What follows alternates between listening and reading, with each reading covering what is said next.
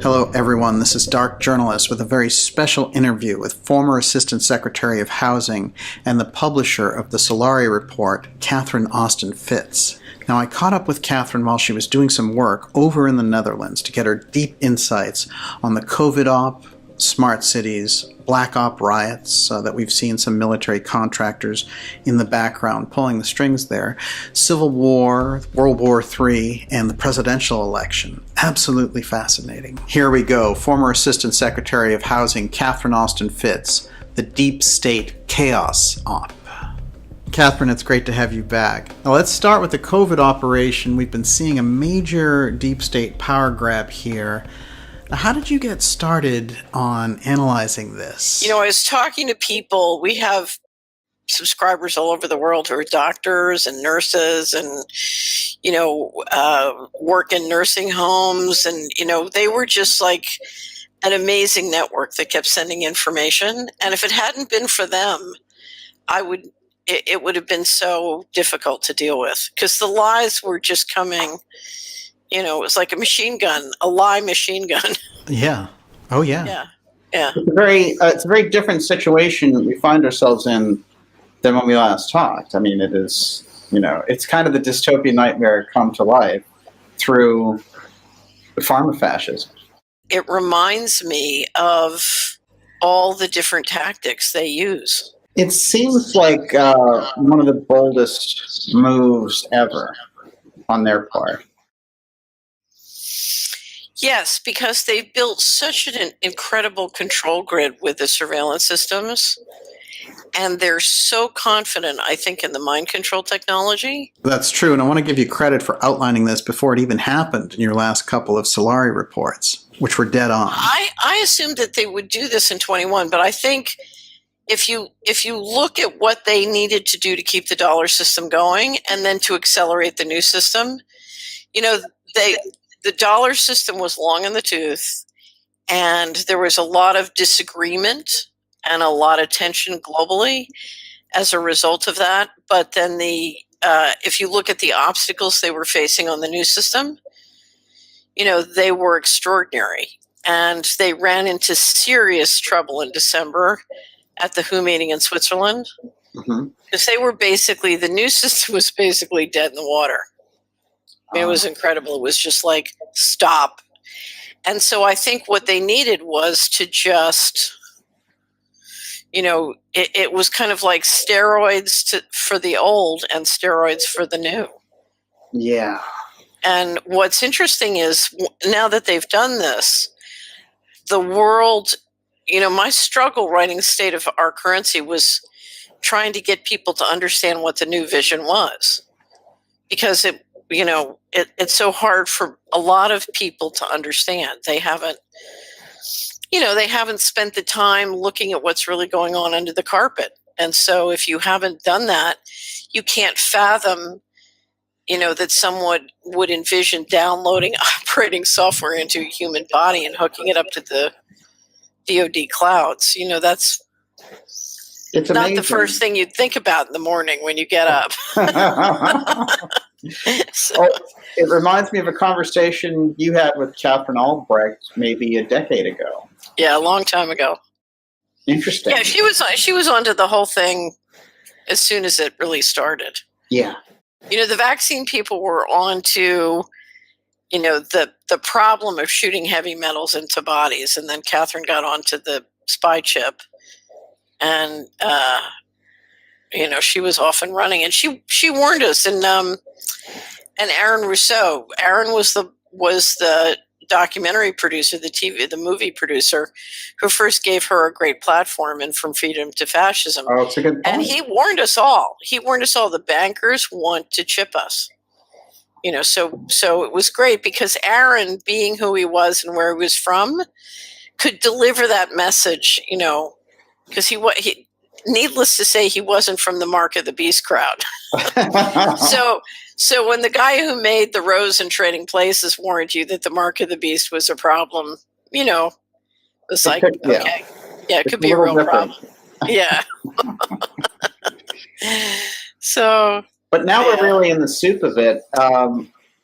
It's interesting to me because I'm so glad you have a space section in the report, because there have been so many weird things about space I can't even tell you that have been coming up. Well, you want to hear what our space story for there's a space category in our news trends and stories, and so in the third quarter wrap up, I'm going to record it on Sunday with Joseph. Uh-huh. You know what our space story is? What is it? Is the moon an opportunity zone? Oh, that's great. Yeah. Have you seen our maps of Kenosha and Minneapolis? Yes. Yeah. And everywhere where there's a fire, blowing out those buildings, you get an opportunity zone going up. Well, but you have these patterns down the street where boom, boom, boom, boom, boom, you're clearing out a whole line in the opportunity zone on an attractive, street. Yes. The redevelopment patterns are very astonishing. I've noticed that you haven't cut Trump a lot of slack recently. You kind of see him as part of this in a weird way. Here's the thing. Trump, if you look at what's really going on with the riots, yes, you're talking about many different broken laws. Yes. So you have people financed to cross state borders and do serious property damage. And some of them may or may not be, somebody's got guns. My guess is you've got mercenaries going in there too and all sorts of other things. But, you've got multiple laws, somebody financing people like an army going in and destroying property. This is all illegal, and the Department of Justice can shut it down in 24 hours. I mean, Don't tell me that NASA doesn't know, that NSA doesn't know where every phone, NSA is tracking them all. The Fed and Treasury and FinCEN know where all the money is, so they know where the money's coming from. And the Department of Justice can shut them down. So you have total intelligence about who they are, where they're coming, and who's financing them. And and they're breaking the law, and Department of Justice can shut it down in 24 hours. I mean, I know what the Department of Justice could do to me. Right. So I was, I had a business. I was a fine, upstanding citizen in Washington, and I know what was done to me. So don't tell me they can't shut this down.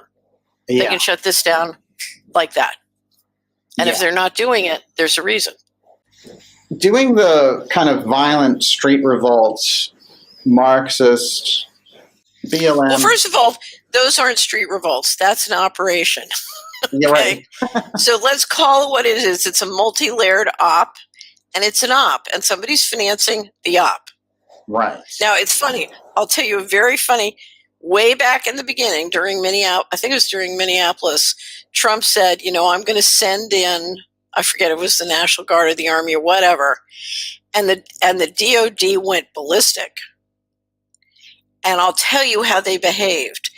They behaved like people who had negotiated contracts with private firms for all of this, and you had a scope of work, and you had priced it on a very tight scope of work, and that scope of work did not include doing this in the face of soldiers with guns trying to stop them. That would have blown the price like 100 times and called for a different army.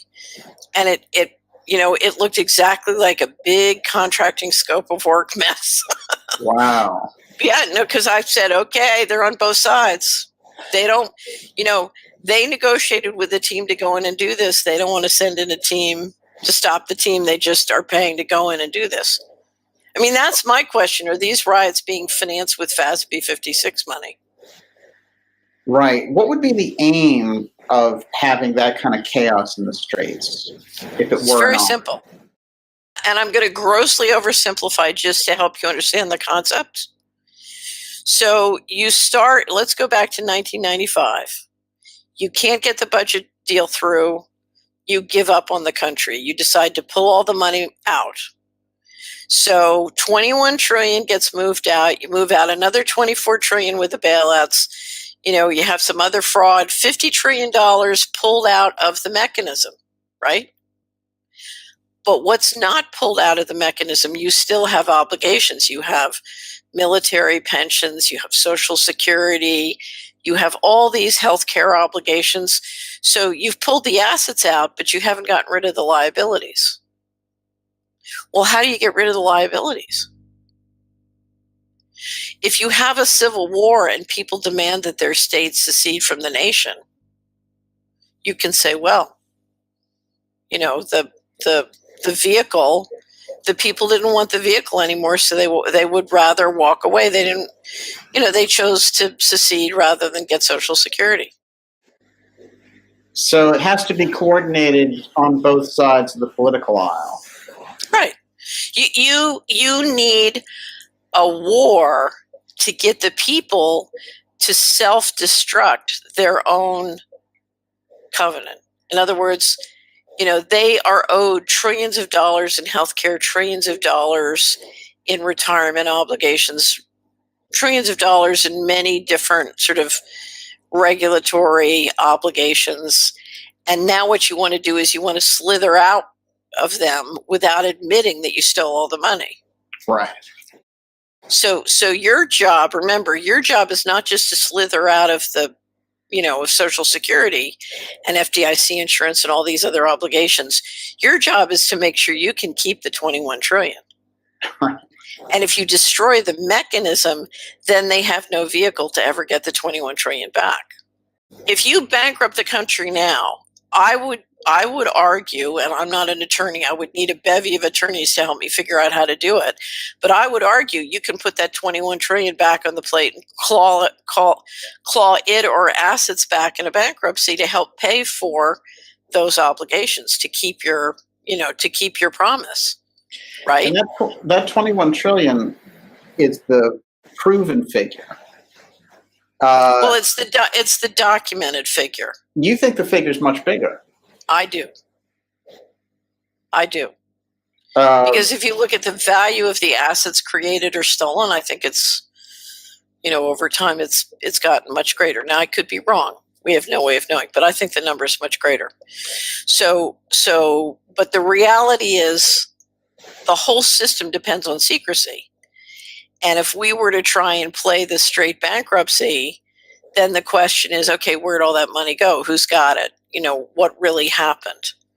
You have to undo the secrecy. So if you're going to protect the secrecy and you're going to protect the 21 trillion, you need the mechanism to be destroyed, and you need the people to destroy the mechanism.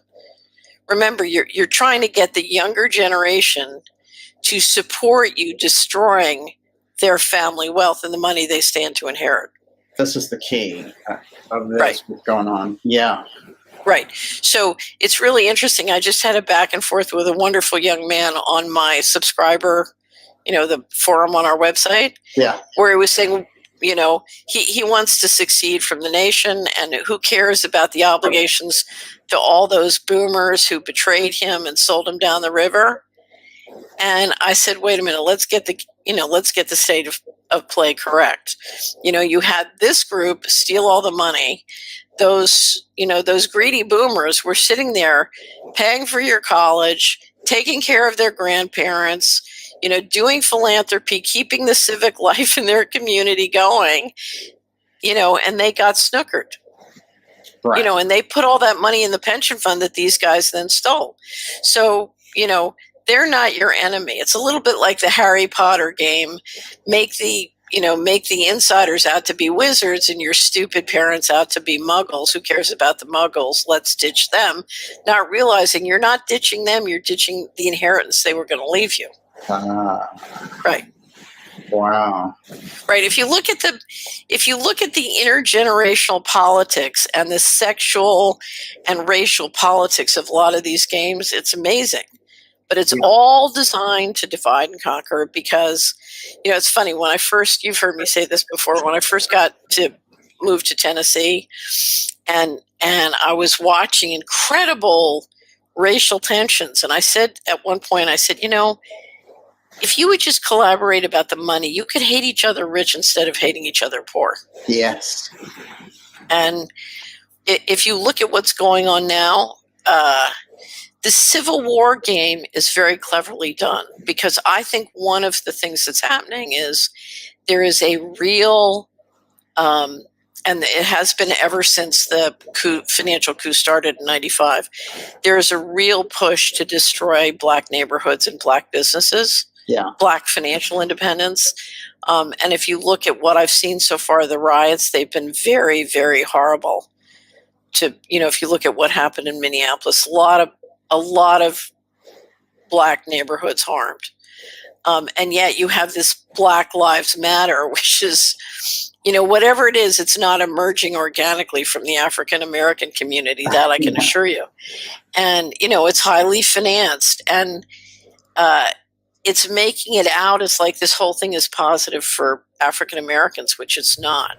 Right. So there were so many strange things going on. One of my favorite sayings is, it just keeps getting weirder. And there were just so many. Right. My feeling is here's the thing. When the central bankers decide to put us into the invention room and creatively make it up, you're basically reinventing the entire governance structure of the entire planet, and you're doing it on the fly. And if it's that fluid at the top and that's subject to change and negotiation and factionalism, then the fluidity in the middle and the bottom is going to be out of control.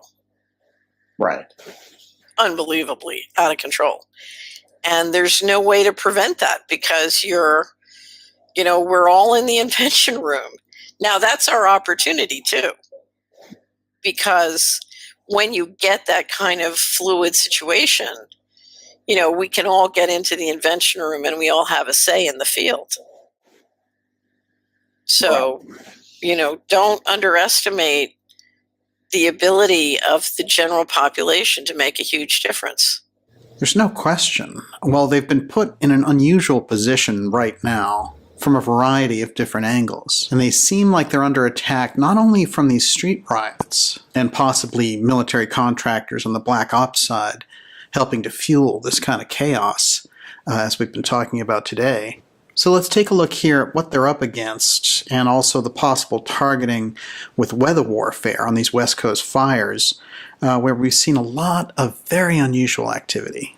So you've got weather warfare, you've got disaster capitalism, you've got riots, and I would also, from everything I can tell, people have been let out of prison and kind of moved back into communities.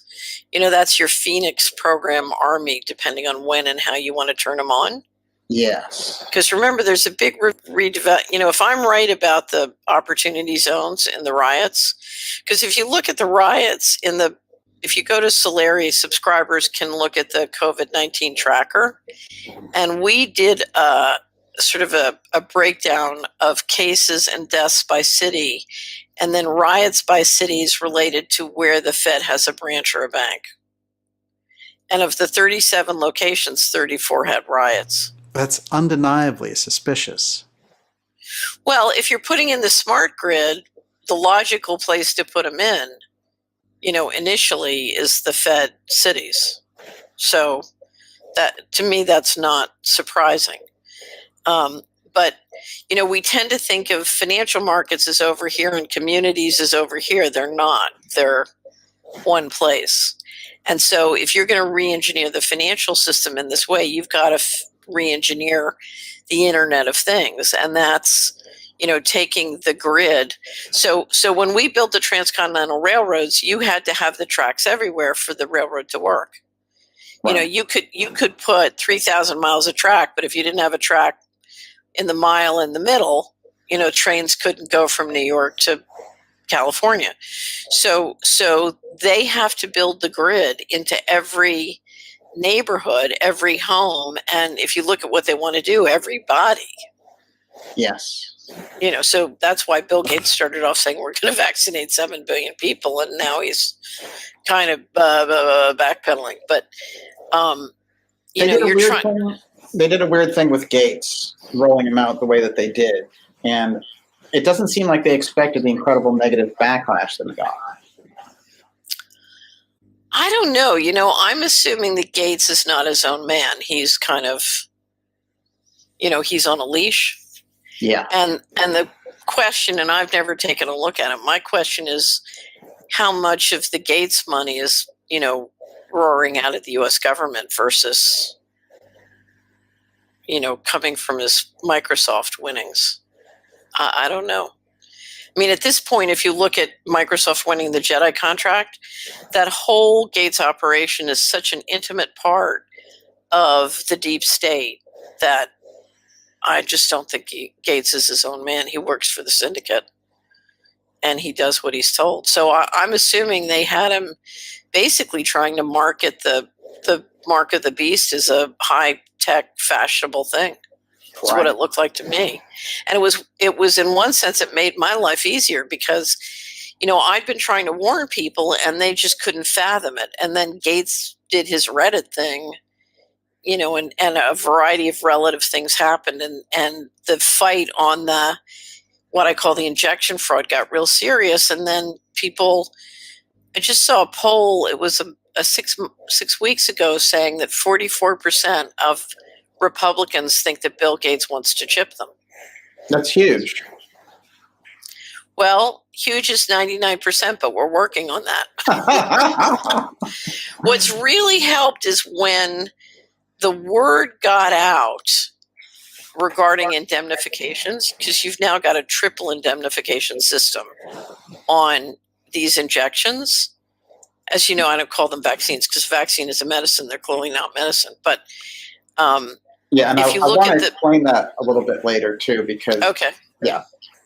So, but if you look at the injections and the indemnification, it's so over the top because now we're paying you to develop a vaccination and we're protecting you from any liability. Right. What a business model. It's incredible. Well, now you've got car companies and British Tobacco making vaccines because why wouldn't you want to? Right. So let's look at the election for a moment here. President Trump originally in 2016 had the position that vaccine had issues and he wanted to see studies done and so on. So he was hardly pro-injection. This may have helped his popularity with his base because no one at the time was listening to them at all on this issue.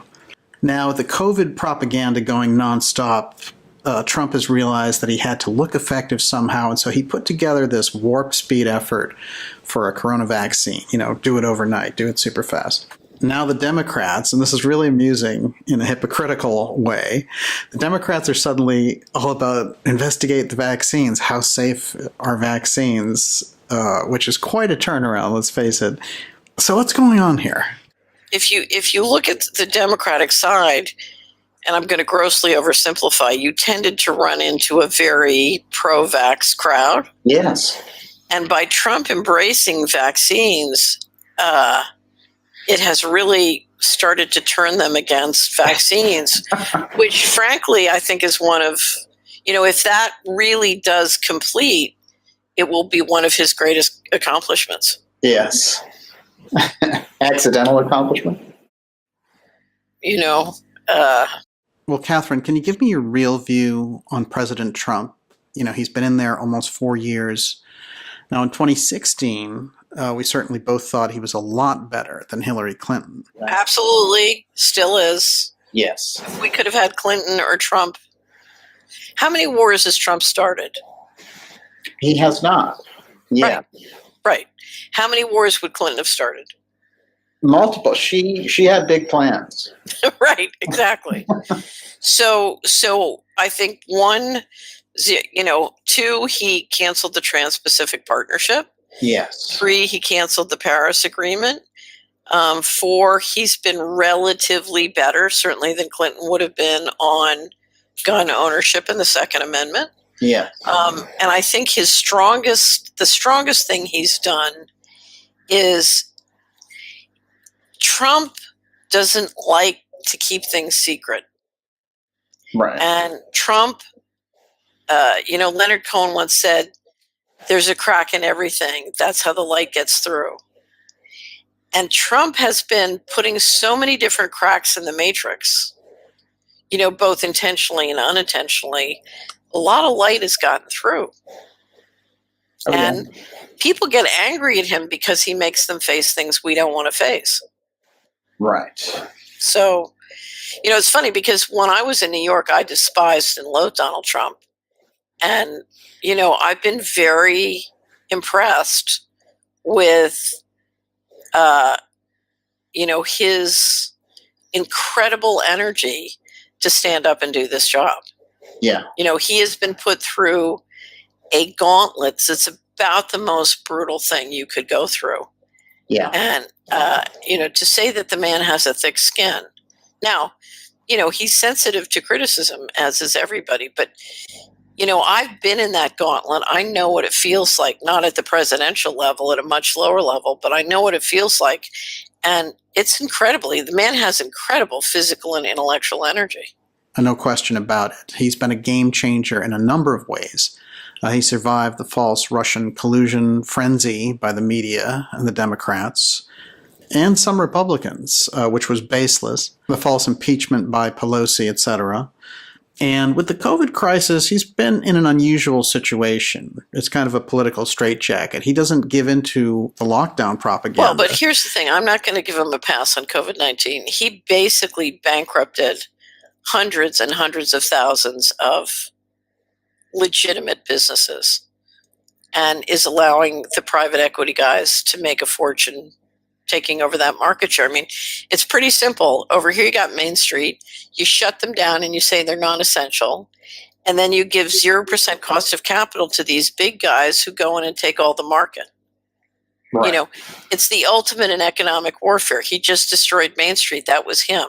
People say, oh, no, it's the governors, the state governor. No, it's not the state governors. If you had told the truth about all of this, it would have shut it down right away, number one. But number two, if the CDC has the power to stop evictions nationwide, they have the power to stop these shutdowns. There was no scientific basis for them. Right. Trump has to take responsibility for not stopping the riots. He has to take responsibility for shutting down and destroying Main Street. He just bankrupted millions of legitimate people who supported him. Right.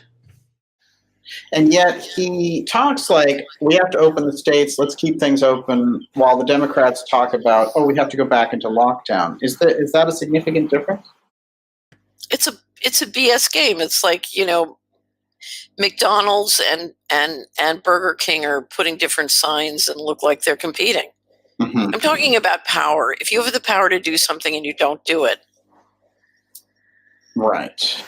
Now, what Trump would probably say is, oh, but if you look at the media and the polls, I had to keep, I couldn't say, I tried to say that it wasn't a serious epidemic and look at what the media did. And if I was going to keep, I was going to be a politician and I was going to keep the crowd and blah, blah, blah, blah, blah. And I didn't want to get impeached and I had to please. Well, if you're a pleaser, we didn't elect Trump to please. Right. So if you look at all of his excuses, I know what the excuses are. And I know why, he says I had to do it because the people were, stupid or mind controlled and they didn't know. So they wanted a vaccine and I had to give them a vaccine. And, no, the reason if you're the president, your job is to lead. Right. And facts matter. Science matters. Truth matters. You don't get to play with that stuff.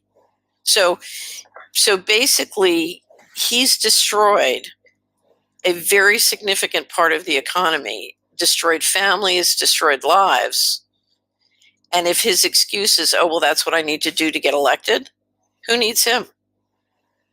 Right. And I think that's a good point about making excuses. Although I will say there were times during this where he seemed like a significant voice against the op. Right, but that's the game. That's if you're going to engineer a civil war, you're going to have to play this right-left game. Right. Well, here's the thing. Trump did FASB 56. Yes. And FASB 56, again, is secret money for secret armies in infinite amount. Yes. I mean, what you've just done is you've said, we can take the Treasury and we can do whatever we want and we can do it secretly. We can take, we can issue trillions of bonds off balance sheet and take the money and put it into our private pockets and it's all okay.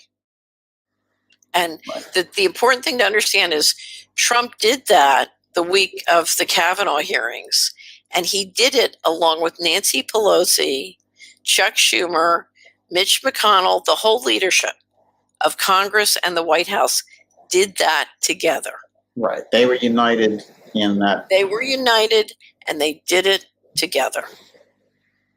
Right. And that's a fact. So much for their rhetoric on that front, and so much for Pelosi saying, well, Trump's a dictator and all that. She just gave him all the tools to get rid of federal accounting. Right.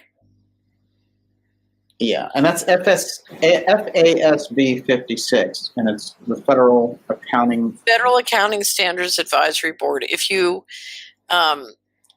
we have a website called missingmoney.solari.com that has all the information about money disappearing from the federal government, and there's a legal section you can link to at constitution.solari.com where we outline all of the different sort of the whole, we map out in 7 pieces the whole legal infrastructure of federal finances, including the changes that have allowed them to basically do whatever they want in secret is their position. Now, I would say it was unconstitutional, but it's a major lawsuit to get that into the courts and fight it out and battle it out. And of course, you know, the goal of the Civil War is to pull the mechanism apart before we can do that. Right. And both sides are colluding on that Civil War while putting up a different front. Absolutely. Yeah. Absolutely. And the guy who tried to warn us, so I'm going to do something you never see. I'm going to say something really complimentary about Chuck Schumer. Yes. In the beginning of the Trump administration, Chuck Schumer gave an interview. And he said, the president is going to have to learn he cannot treat the CIA that way. He cannot buck the CIA. They have 50 ways from Sunday to get you. He has to do what they say. Right. And what Chuck Schumer did was he explained to the United States, you know, here's what I heard, not his words. Since the Kennedy assassination, the CIA runs the country, not the president. Right. The ramifications of that are what we're seeing, because the CIA also has that incredible reach over the media. Right. So if you've read Operation Mockingbird or, you know, if you look at how the money works, I mean, basically the mistake we made at the end of World War II is we put, you know, and Farrell does a great job of describing how all this works, but we put the CIA in charge of, you know, basically the biggest pot of secret money on the planet. And then we gave them the ability to do covert operations and to kill with impunity. Now, what do you think is going to happen? Right. Right. And so, you know, Kennedy, John F. Kennedy dead, then Bobby Kennedy dead, Martin Luther King dead, Malcolm X dead, you know, boom, boom, boom, boom, boom. You know, you can look at the long line of assassinations, but essentially we have a governance structure. It's not a democracy, and it's being run and controlled by a huge covert infrastructure. I mean, what do you think Bill Gates did when he put an operating system into all of our computers and made it update with viruses? What was that all about? Right. Well, what do you think the chances are there was a backdoor? NSA has everything. I mean, those were the rumors that that Gates' success was based on the fact that NSA had a backdoor into everything. Yeah. Yeah, absolutely. Catherine, absolutely amazing information and vision into these deeper layers that are controlling events on the ground and behind the scenes. Now we're going to travel into that deep state in part 2 on everything from the post-war secret currency to the UFO file. You don't want to miss this. We need this deep conversation to continue. Dark Journalist subscribers will get that delivered right into their inbox this week. So go to darkjournalist.com for more information on Solari and to get Catherine's incredible new Solari report. That's at solari.com. Thank you for joining us, and we'll see you at the X Series on Fridays at 8 p.m. And never let it be forgot that once there was a Camelot. See you soon.